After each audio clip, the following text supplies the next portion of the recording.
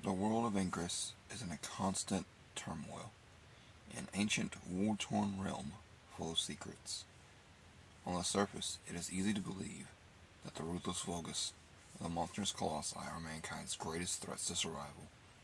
But deep within Ingress, a far more insidious force threatens to destroy humanity from its very core. Welcome back to the channel, Descendants. Today we're going to be discussing both the Vulgus inversion as well as the Iron Hearts, and what could be their true purpose, and why they were created, and why they are so dangerous to humanity. Before we get into that, I just want to let you guys know that I am now proudly partnered with Nexon as an official Nexon creator, and as such I have my own creator code. I will link that down in the description, and if you guys will do anything with this video at all, if you'll go down there and click it and support me as a creator, I would greatly appreciate it. Descendants are humanity's last hope. They wield incredible powers through the mysterious force known as Arche. These powers seem to originate from the Iron Hearts, and I say seem to because we're not sure. But I'll link it in the description. If you checked out my last video about the origins of the Iron Heart and the Colossi, you'll remember that I theorized that the Iron Hearts were built as a sort of containment device, kind of like a lamp for a genie, containing Arche. Nevertheless, hardly anything is known about these mysterious artifacts, other than they grant us immense power. But ironically, wrong use, or our lack of understanding when it comes to the Iron Hearts, instead of bringing us back from the brink of annihilation, could be the very reason itself for our collapse. Descendants have flocked to the Iron Hearts because protecting the remains of the human race is a daunting endeavor. The power of Arche is immense, and channeling it puts a strain on the body and the mind of the descendant, while prolonged use can lead to physical and mental exhaustion, and even long-term damage to the body. As we know, Arche is not always stable, and can lead to unpredictable powers that are difficult to control.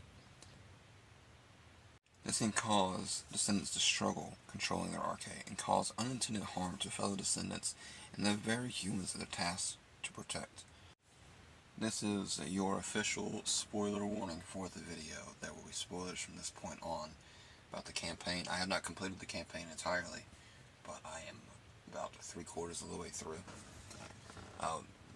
We know that the more a descendant uses its Arche, the more they risk losing touch with humanity. The power can start to consume them, detaching them from emotions, as well as we know for a fact, based on the very first cutscene in the game, the Iron Hearts seem to call to the descendants. Now whether this is the Arche itself or some unknown force remains unclear. Nonetheless, Jeremy decided to make off with his second Iron Heart, consumed by the idea of its power and human evolution. This is where we're going to start theory crafting a little bit, getting some speculation about how the Vulgus are involved in the Iron Hearts, because as we know, the Iron Hearts created by the ancestors, but their purpose, as I've stated many times in this video, is unclear. They could have very well been created not as an instrument of war against the Vulgus. They could have been created for something made for the Vulgus. They very well may belong to the Vulgus, and we just do not know that or understand that we are in possession of their technology. And I think a indicator of that could be the Vulgus inversion. The fact that the Vulgus inversion even exists is interesting to me. And for those of us who don't know, the Vulgus inversion emits a powerful corrupting beam that directly infects the Iron Heart. And it makes the affected parties in the ritual, such as Alzarok, all the more dangerous to humanity. The Vulgus seem to have an intimate knowledge of the Iron Hearts, and I find that interesting, especially when you consider my theory that they could be created specifically for the Vulgus. They are able to manipulate it through this inversion with precision and knowledge that they, for whatever reason, should not have. You look at things like the Alzarok cutscene, where their ritual requires sacrifice to empower Alzarok. And what stands out to me about that cutscene is how they came into the knowledge of how the Ironheart operates. We know from the first cutscene, as I said, that the Ironheart calls to us. So it makes me curious, does it also call to the Vulgus? Because there's another cutscene later in the game where we find the third Ironheart. And on our way to claim it, we hear a Vulgus soldier explaining that the ancestral weapon we are going to use to access the Ironheart will eat away our RK. And again, I ask you the question, how do they know? How do they have such intimate knowledge of the ancestral technology?